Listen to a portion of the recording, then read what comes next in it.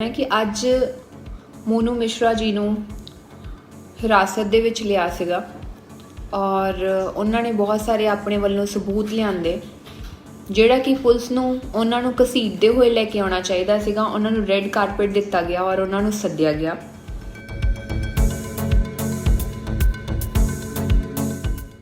ਜੇ ਪੁਲਿਸ ਕਹਿ ਰਹੀ ਹੈ ਕਿ ਉਹਨਾਂ ਦੇ ਖਿਲਾਫ ਕੋਈ ਸਬੂਤ ਨਹੀਂ ਹੈਗੇ, ਉੱਥੇ ਬਹੁਤ ਸਾਰੇ ਲੋਕੀ ਸੀਗੇ ਜਿਨ੍ਹਾਂ ਨੇ ਅੱਖੀ ਦੇਖਿਆ ਸੀਗਾ ਮੋਨੂ ਮਿਸ਼ਰਾ ਨੂੰ ਗੋਲੀਆਂ ਫਾਇਰਿੰਗ ਕਰਦੇ ਹੋਏ।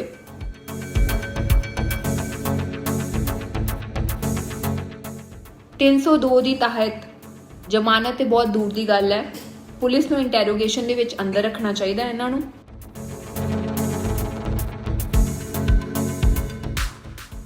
ਹੋਰ ਤੁਹਾਨੂੰ ਹੋਰ ਕੀ ਸਬੂਤ ਚਾਹੀਦੇ ਆ? ਜੇ ਪੁਲਿਸ ਪ੍ਰਸ਼ਾਸਨ ਫਿਰ ਵੀ ਝੂਠੇ ਲੋਕਾਂ ਦਾ ਸਾਥ ਦਊਗਾ, ਜੇ ਇਹ ਵੇਖੂਗਾ ਕਿ ਉਹ ਗ੍ਰਹਿ ਮੰਤਰੀ ਦਾ ਮੁੰਡਾ ਹੈ, ਉਹ ਗ੍ਰਹਿ ਮੰਤਰੀ ਹੈ, ਤੇ ਫਿਰ ਇਨਸਾਫ ਨਹੀਂ ਮਿਲ ਸਕਦਾ।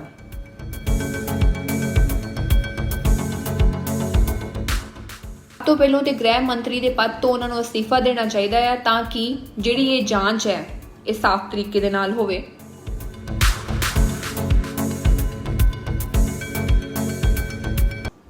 ਅੱਜ ਦੇ ਲਾਈਵ ਆਉਣ ਦੇ ਪਿੱਛੇ ਇਹ ਕਾਰਨ ਹੈ ਕਿ ਅੱਜ ਮੋਨੂ ਮਿਸ਼ਰਾ ਜੀ ਨੂੰ ਹਿਰਾਸਤ ਦੇ ਵਿੱਚ ਲਿਆ ਸੀਗਾ ਔਰ ਉਹਨਾਂ ਨੇ ਬਹੁਤ ਸਾਰੇ ਆਪਣੇ ਵੱਲੋਂ ਸਬੂਤ ਲਿਆਂਦੇ ਜਿਹੜਾ ਕਿ ਪੁਲਿਸ ਨੂੰ ਉਹਨਾਂ ਨੂੰ ਘਸੀਟਦੇ ਹੋਏ ਲੈ ਕੇ ਆਉਣਾ ਚਾਹੀਦਾ ਸੀਗਾ। ਉਹਨਾਂ ਨੂੰ ਰੈੱਡ ਕਾਰਪੇਟ ਦਿੱਤਾ ਗਿਆ ਔਰ ਉਹਨਾਂ ਨੂੰ ਸੱਦਿਆ ਗਿਆ ਔਰ ਇਸ ਗੱਲ ਪੱਖੋਂ ਨਾ ਤੇ ਸਾਨੂੰ ਲੱਗਦਾ ਹੈ ਕਿ ਪੁਲਿਸ ਪ੍ਰਸ਼ਾਸਨ ਕੁਝ ਕਰੂਗਾ, ਕਿਉਂਕਿ ਜਿਸ ਤਰੀਕੇ ਦੇ ਨਾਲ ਉਹਨਾਂ ਨੂੰ VIP ਟ੍ਰੀਟਮੈਂਟ ਦਿੱਤਾ ਜਾ ਰਿਹਾ ਹੈ ਉਹ ਬਹੁਤ ਹੀ ਗਲਤ ਹੈ।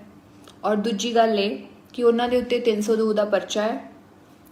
302 ਦੇ ਧਾਰਾਵਾਂ ਦੇ ਤਹਿਤ ਜੇ ਉਹਨਾਂ ਨੂੰ ਪੁਲਿਸ ਫੜਦੀ ਹੈ ਤਾਂ ਪੁਲਿਸ ਦੇ ਹੱਥੋਂ ਛੁੱਟ ਨਹੀਂ ਸਕਦੇ ਔਰ ਨਾ ਹੀ ਪੁਲਿਸ ਉਹਨਾਂ ਨੂੰ ਛੱਡ ਸਕਦੀ ਹੈ।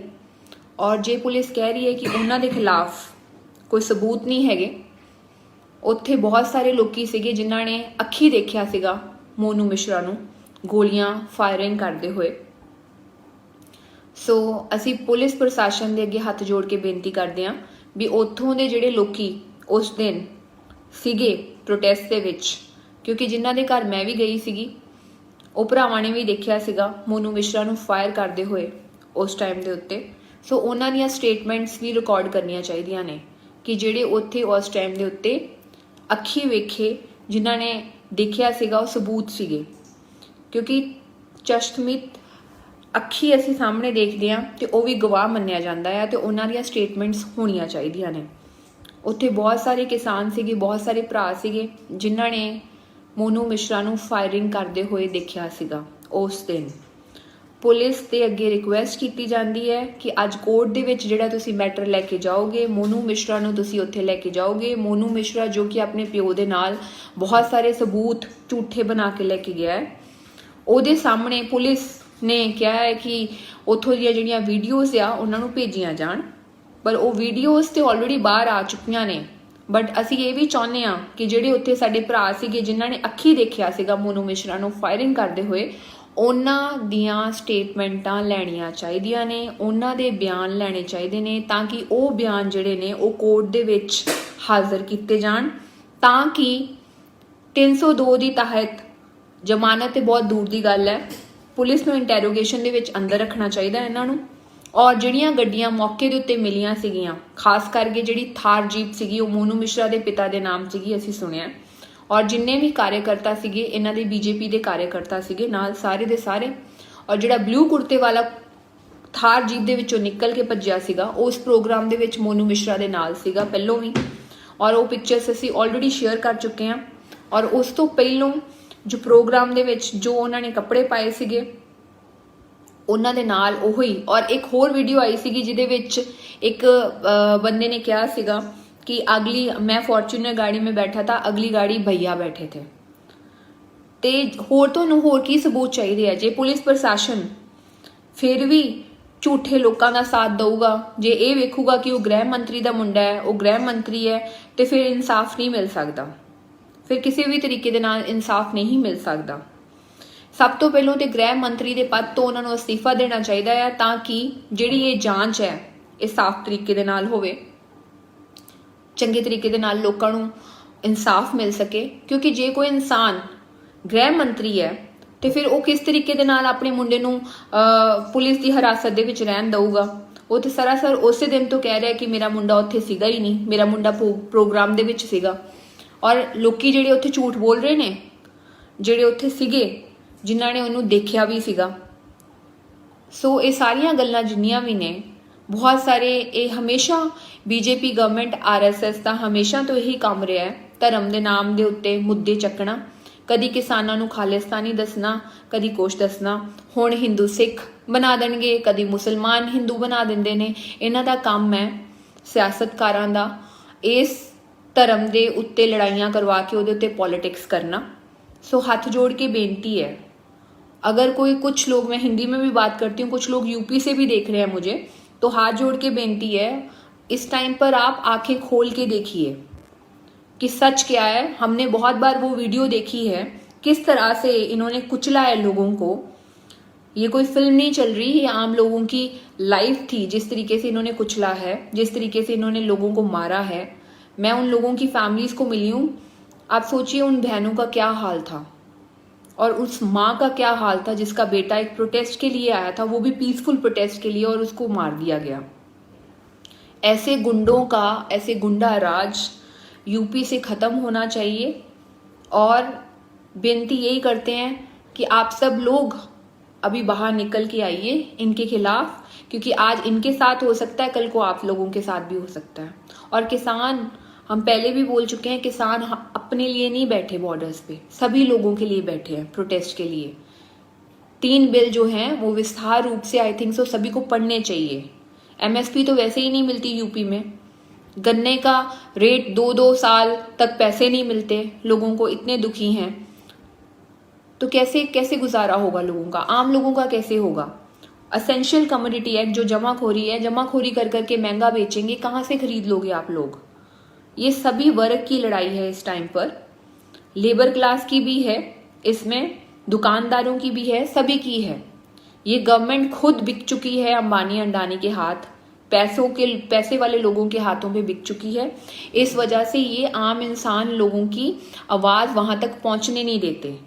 जो किसान आंदोलन पिछले 1 साल से बॉर्डर्स पे है, वो आप सब लोगों के लिए ही है, आप सब लोगों के लिए, क्योंकि इतनी महंगाई हो चुकी है। आप सरसों के तेल की बोतल देख लीजिए कहाँ तक पहुँच चुकी है, डीजल पेट्रोल का रेट देख लीजिए कहाँ तक पहुँच चुका है।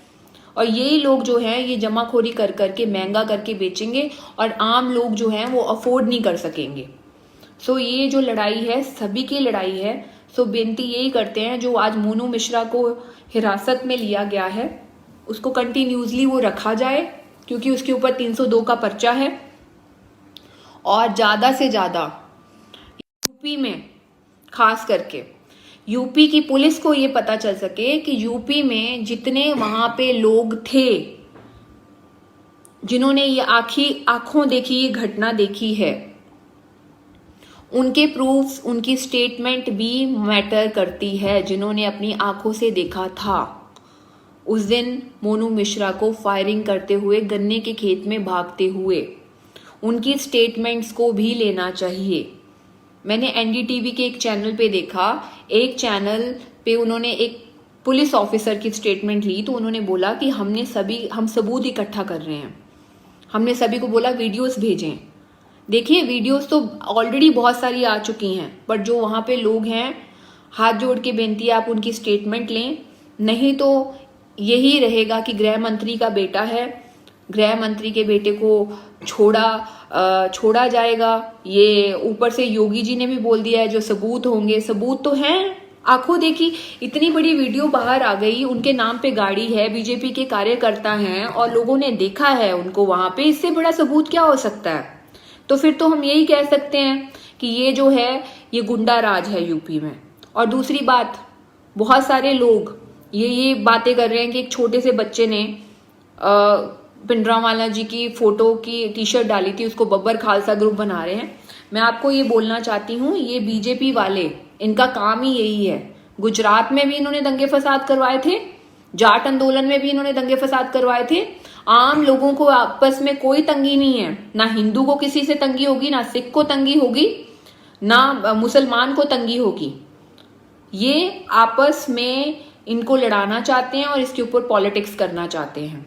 और मैं बता देना चाहती हूँ, सिख कौम ने हमेशा आगे आके हमेशा लोगों की मदद की है, हमेशा लंगर लगाए हैं, हमेशा मदद करते हुए सिख कौम ने हमेशा हर किसी की मदद की है। और दिल्ली की बात करते, कितनी बार तो हमारे गुरुओं ने दिल्ली जीत के छोड़ दी।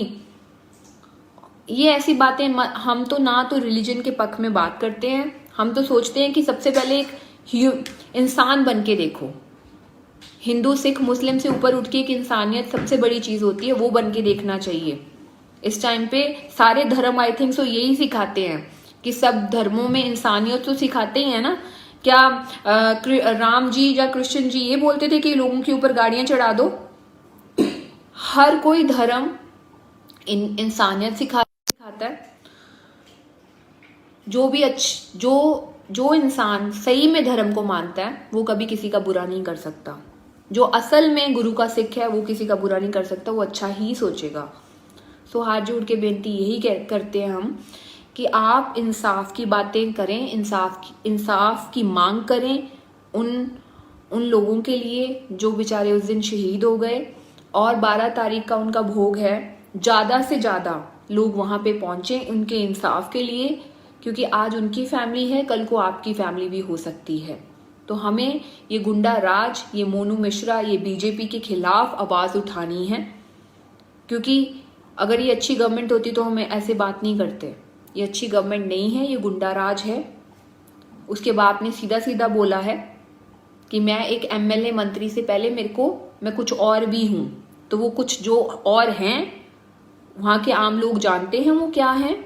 और ऐसे लोगों को मंत्री पद से हटाना चाहिए।